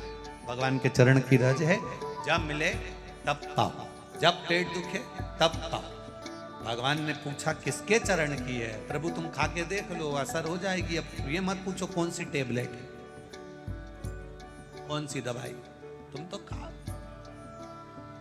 कई लोग कहते हैं आखिर ये शिव पुराण में एक माँ ने लिखा है पत्र में, उर्मिला व्यास उज्जैन से आई है, कहीं बैठी हो तो हाथ हिलाइएगा। उर्मिला व्यास आप ही हैं? दोनों हाथ हिला दो एक बार ऐसे। उर्मिला व्यास उज्जैन से हूं। गुरुदेव मेरा बेटा विदेश में परेशानी में था थोड़ा, उसकी जॉब नहीं थी। जब जॉब नहीं लगी बड़ा परेशान हो गया, और तब मैंने बाबा से विनय करी, निवेदन करा, भोलेनाथ जी का पशुपति व्रत करना प्रारंभ करा, और बाबा से विनती करी कि बाबा अगर मेरे बेटे का जॉब लग जाएगा, पंडाल में शिव महापुराण की कथा बैठकर सुनूंगी। गुरुदेव उज्जैन से आई हूं, मेरा बेटा बड़ा परेशान था, उसकी जॉब नहीं थी। बाबा की कृपा से शिव महापुराण की कथा टीवी पर सुनते हुए विनती करके पशुपति व्रत के माध्यम से मेरे बेटे की एयरफोर्स मेडिकल में सरकारी जॉब लग गई है। मैं बाबा को यहाँ प्रणाम करने के लिए। बैठिए बहन, बधाई आपको। श्री शिवाय नमस्ते। शिव तत्व की ओर हम चल, हमारी भक्ति, हमारा विश्वास, हमारी दृढ़ता, हमारा भरोसा हम समर्पित करते हैं। फिर कहूंगा ये कथा खाली नहीं जाएगी। आपने जिस भाव से सुनी है, ये 5 दिन की शिव महापुराण की कथा जिस भाव से सुनी है, भले खाली झोली लेकर आए हो, पर मेरा बाबा झोली भर कर भेजेगा, ऐसा नहीं। ये कथा साधारण नहीं है।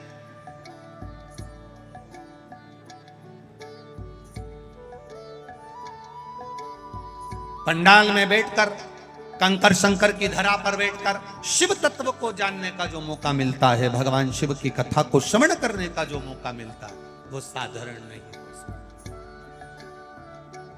जिन जिन ने सेवा करी वो साधारण नहीं। जिनने पानी पिलाया, चाय पिलाई, बिस्कुट खिलाया, कहीं कुछ, ये शरद जी सिसोदिया जी को धन्यवाद, जिन्होंने भंडारा चलाकर आए हुए भक्तों का भाव से आनंद से प्रसाद पवाया। ये साधारण नहीं है, खाली नहीं जाए। 4 अप्रैल से 10 अप्रैल तक जो उज्जैन में कथा है, चाहे इंदौर के सेठ हों, चाहे देवास के हों, चाहे आगर मालवा के, चाहे बरनागर के, चाहे नागदा के, जो आकर दोनों हाथों से लुटा रहे हैं। प्रत्येक समाज, कई समाजों ने हमारे पास भी फोन लगाया उज्जैन से कि हमारी समाज की धर्मशाला है, भक्त आए रुकें, किसी को मना नहीं। कई लोगों ने सेवा में नाम लिखाया, हम सेवा करेंगे, हम सेवा करेंगे। दिल से करो, ये मौका फिर नहीं मिलेगा। महाकाल की धरा, छिपरा का तट, स्कंद पुराण में लिखा है, किसी तीर्थ में 1 महीना, 1 हफ्ता जो रुकने का फल होता है, अवंतिका पुरी और काशी में 1 रात्रि में रुकने पर वो फल प्राप्त हो जाए। अवंतिका है जहां काल अधिपति वे। सहज करो, सुनो। खाली न जाता कोई दर से तुम्हारे, खाली न जाता कोई दर से तुम्हारे, मैं भी खड़ा हूँ नन्ही बाहें पसारे, अपने हृदय से लगा लो, गिरा जा रहा हूँ, उठा लो, प्रभु अपने दर से अब तो न टालो, गिरा जा रहा हूँ, उठा लो। कहा पार्वती जी ने, आपको तकलीफ हो रही है, दवाई भी आप बताओ, क्या दूं मैं आप? शंकर भगवान कहते हैं, पार्वती याद कर, एक बार मैं गंगा के तट पर बैठा हुआ था, गंगा की धार मुझ पर पड़ रही थी, तब अटखेलियां करते समय जया, विषहरा, शामरी, बारी, दौतली और देव ये अटखेलियां कर रही थी। उस समय पर मेरे वक्ष स्थल पर थोड़ा सा जल का छींटा पड़कर वो जल पृथ्वी पर जाकर गिर गया था। उससे एक फल पौधा उत्पन्न हो गया था जो धतूरा कहलाता है। पार्वती, मेरे रोग को धतूरा मेरे ऊपर रखकर जल की धार चढ़ा दे, मैं ठीक हो। एक धतूरा और धतूरे का फूल,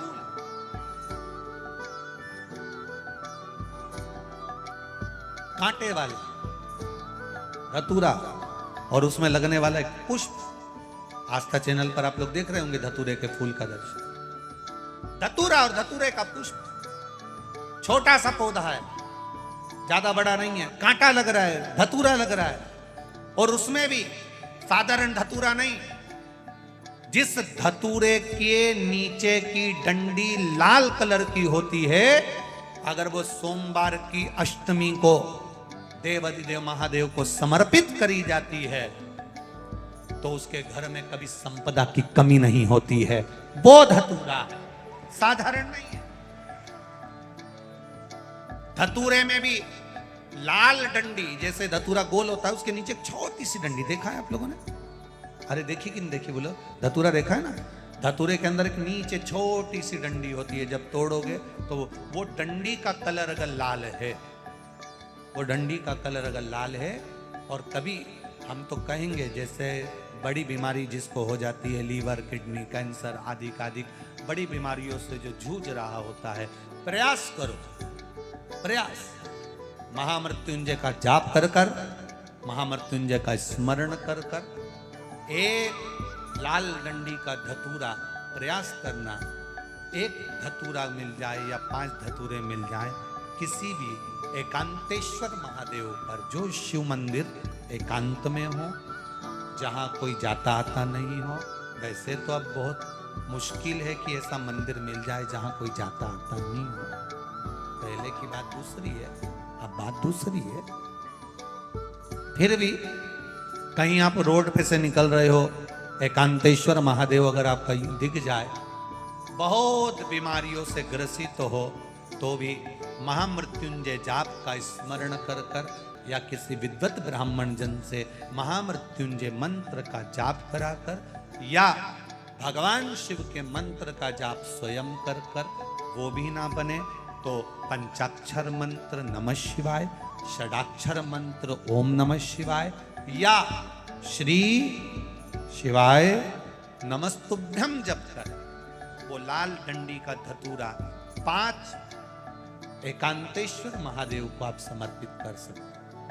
रोग थम जाएगा, जो दवाई खाओगे वो शरीर को लगना प्रारंभ हो जाएगी और आप स्वस्थ होना प्रारंभ हो जाएगा। अगर बड़ा रोग एकांतेश्वर,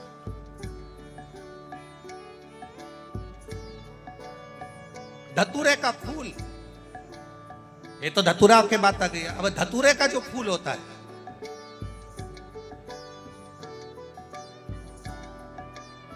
धतूरे का जो पुष्प है उसको 2 जगह पर समर्पित किया जाता है।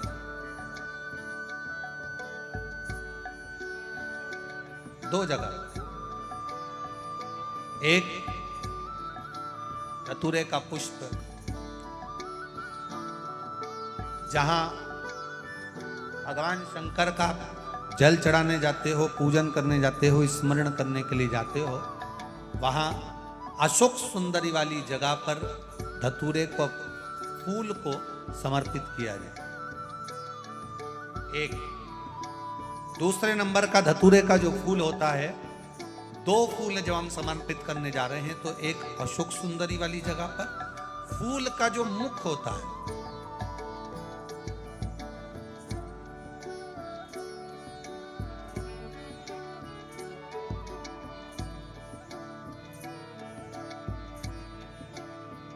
मान लो ये फूल है धतूरे का। वैसे तो धतूरे का फूल लंबा होता है, आपने दर्शन किए किस किसने करे ना, सबने दर्शन। धतूरे का फूल लंबा होता है। अब वो लंबा जो पुष्प है उसका जो खिला हुआ भाग है, जो खिला हुआ और पीछे की जो डंडी है, तो अशोक सुंदरी वाली जगह पर जब हम समर्पित करते हैं, अशोक सुंदरी वाली जगह पर जब हम उसको चढ़ाते हैं, तो जैसे ये शिवलिंग है और यहाँ सामने अशोक सुंदरी की जगह है, तो जो अशोक सुंदरी वाली जगह पर हम पुष्प समर्पित करते हैं तो खिला हुआ जो भाग है, जो खिला हुआ भाग है उसको इस तरह से रखते हैं कि शिवलिंग की ओर उसका खिला भाग जाए और डंडी का भाग इधर गणेश जी, कार्तिकेय जी और 33 कोटि जो देवी देवता हैं उस ओर उसका भाग जाए। उसका भाग ऐसा समझ। एक दूसरा, शिवलिंग पर जब हम धतूरे का पुष्प समर्पित करते हैं, शिवलिंग पर जब हम धतूरे का पुष्प समर्पित करते हैं तो उस फूल का खिला हुआ जो भाग होता है उसका मुख हमारी ओर होना चाहिए। अर्थात डंडी का मुख जब शिवलिंग पर चढ़ाएंगे तो डंडी का मुख उधर हो और खिला हुआ भाग हमारी ओर। बहुत अंतर है महाराज। जैसे बेलपत्री चढ़ाते हैं तो बेलपत्री चढ़ाते समय डंडी का मुख अपने ओर कर लेते हैं, पत्तियों का मुख उधर कर लेते, तो खिला हुआ जो भाग है वो हम अपनी ओर रख लेते हैं। अब कनेर का पुष्प इससे विपरीत में चलता है। कनेर का जो पुष्प होता है उसकी डंडी का मुख हम अपनी ओर रख लेते हैं और खिला हुआ भाग महादेव की ओर कर देते हैं। वो थोड़ा विपरीत हो जाता है। तो शिव तत्व कह रहा है, भगवान शंकर का संवाद कर रहा है, शिव महापुराण की कथा कर रही है। 2 स्थान धतूरे के पुष्प को समर्पित करने के लिए। कौन कौन सा स्थान है? जम के बोलो। पहला, जम के बोलो। अशोक सुंदरी के स्थान पर खिला हुआ भाग कहां होना चाहिए? महादेव की और डंडी का भाग जहां 33 कोटि देवता हों, गणेश जी, कार्तिकेय हों, उस ओर। और दूसरा, देवाधिदेव महादेव के शीश, शिवलिंग के ऊपर। एक बात बहुत ध्यान लगाकर सुनिएगा, स्मरण में रखिएगा। जब क्रोध की अवस्था होती है, क्लेश की अवस्था होती है, अशांति होती है। तब धतूरा शिव जी को चढ़ाकर 1 लोटा जल अवश्य चढ़ा देना चाहिए।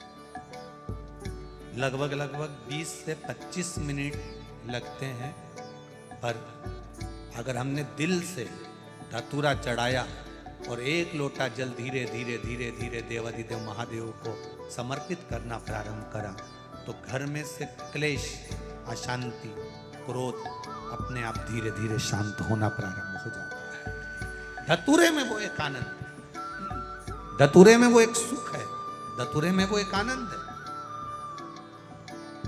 पंच पुष्प में पहले नंबर का पुष्प है पारिजात का पुष्प, दूसरे नंबर का पुष्प है, बोलते जाओ ले लिए, कनेर का पुष्प, तीसरे नंबर पर पुष्प है शमी का पुष्प, चौथे नंबर पर पुष्प है मंदार आकड़े का पुष्प, और 5वें नंबर पर जो पुष्प है वो है धतूरे का पुष्प। अब इन पुष्पों के अलावा भी कई पुष्प देवाधिदेव महादेव को चढ़ते हैं, उनका एक अलग अलग नियम है, पर पंच पुष्प जो पूर्ण तरह से सुख देने वाले, आनंद देने वाले, जो सहजता में आपको मिल सकते हैं, ये वो 5 पुष्प हैं जो आपको आपके गांव में भी, अपने गांव में घूम लो तो वो मिल जाएगा, कोटेश्वर में भी आप घूमोगे तो वो प्राप्त हो, वो पंच पुष्प। शिव महापुराण की कथा कर रही है, पंच पुष्प शिव महापुराण की कथा में वर्णन करते हुए आगे तुमरुका जी चंचुला देवी को बड़े आनंद के साथ में, भाव के साथ 12 ज्योतिर्लिंग का स्मरण करा देते हैं महाराज। भगवान शिव की पावन कथा बड़े भाव से कहती है। भगवान सोमनाथ जी का वर्णन करा, चंद्रदेव को काया का रोग हुआ, भगवान शिव ने काया के रोग से मुक्त किया। आगे वर्णन आया मल्लिकार्जुन का, भगवान कार्तिकेय जी रुष्ट होकर गए तो भगवान शिव ने माता पार्वती के साथ जाकर उनको मनाया, मल्लिकार्जुन के रूप में विराजमान हुए। अगला वर्णन आया है महाकाल, दूषण नाम के राक्षस का संहार करने के लिए भगवान काल अधिपति बनकर महाकाल के रूप में विराजमान होते हैं। दूषण नाम के राक्षस को वर था, अगर इसके शरीर के टुकड़े हुए इसका रक्त जहां गिरेगा 84 रूप ले सकता है। महादेव जी ने देवताओं से कहा तुम जाकर क्षिप्रिया को, मेरी बहन को जाकर निवेदन करो कि जैसे ही दूषण नाम के राक्षस का रक्त गिरे ये पानी के रूप में आकर उसको धो दे तो ये 84 रूप नहीं रख पाए। इतने में दूषण नाम का राक्षस मरा, पर क्षिप्रिया जी को आने में देरी हो गई, क्षिप्रिया नहीं आई। जब क्षिप्रिया नहीं आई तब 84 रूप दूषण ने ले लिए। उस 84 रूप के दूषण को भगवान देवाधिदेव महादेव मारे कैसे? शंकर जी ने कहा मैं रूप नहीं ले सकता। क्षिप्रिया ने शंकर जी के 84 रूप बना दिए और बहन ने अपने भाई के जब 84 खंड किए तो 84 महादेव बनकर दूषण नाम के राक्षस का संहार करा। आज भी वो 84 महादेव अवंतिकापुरी उज्जैनी में विराजमान है, जिनका दर्शन अपन करते।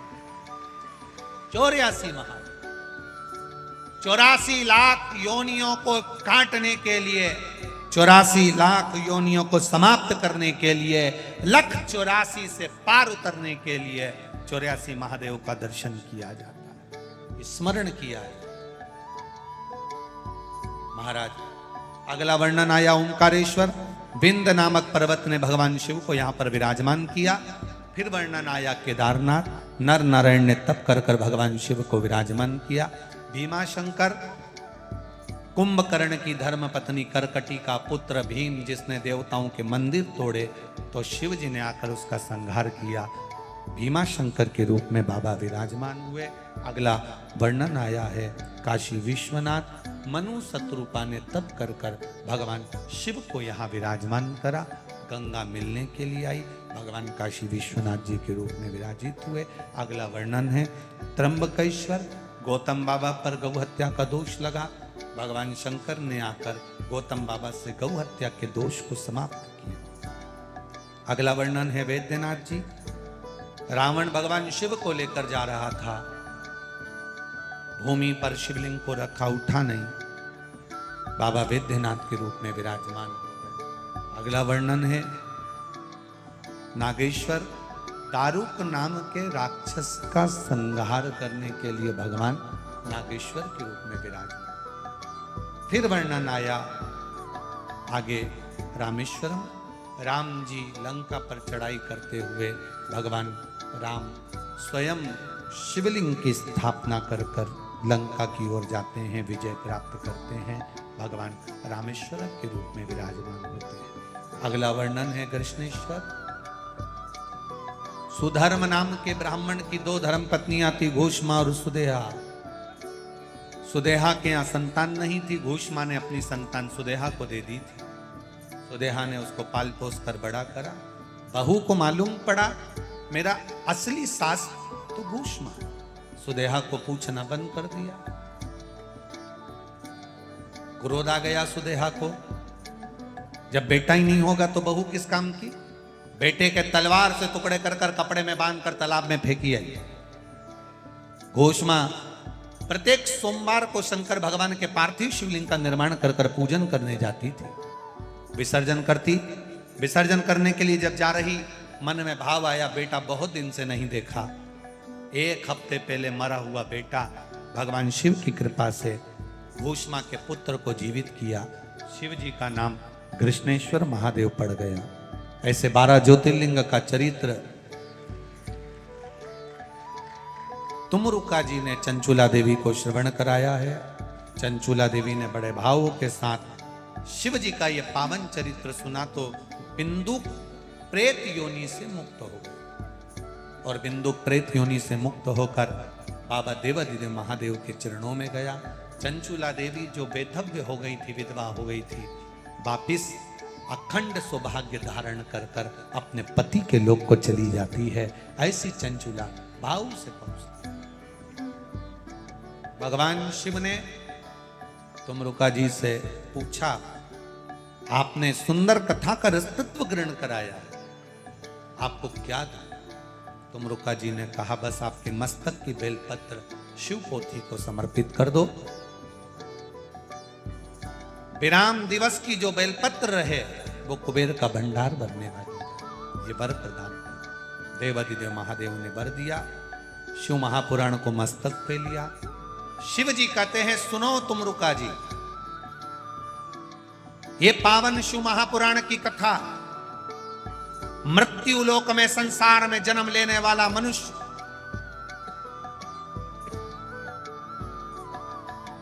जिस भाव से श्रवण करेगा, जो जिस विश्वास के साथ सुनेगा, जिस आस के साथ, विश्वास के साथ कथा को दिल से, मन से, हृदय से श्रवण करेगा, शिव कथा सुनने वालों की सेवा करेगा, शिव जी कहते हैं उसका भंडार कुबेर भंडारी कुबेरेश्वर महादेव भरेगा।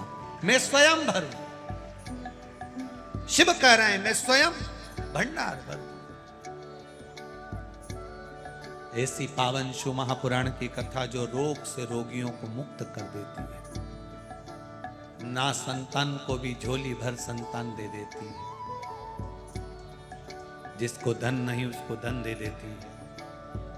दिल से अगर आपने श्रवण करी है, 3 महीने के अंदर तुम्हारा भी एक पत्र बाबा की कथा में कहीं ना कहीं पहुंचा हुआ मिले, निश्चित है। कथा जैसे भोजन रोज जरूरी है, उसी तरह शिव महापुराण भी रोज जरूरी है। 2 बजे से 5 बजे तक पंचपुष्प शिव महापुराण की कथा ठाकुर श्री शरद सिंह जी सिसोदिया जी द्वारा जो यहाँ आयोजित की गई थी कोटेश्वर पर, ये कथा का रसतत्व अपन ने ग्रहण किया है। एक बार ठाकुर शरद सिंह जी सिसोदिया जी के लिए जोरदार ताली बजाकर स्वागत, जिन्होंने इतना सुंदर जंगल में आनंद कराया। मैं भाव और भक्ति के साथ आनंद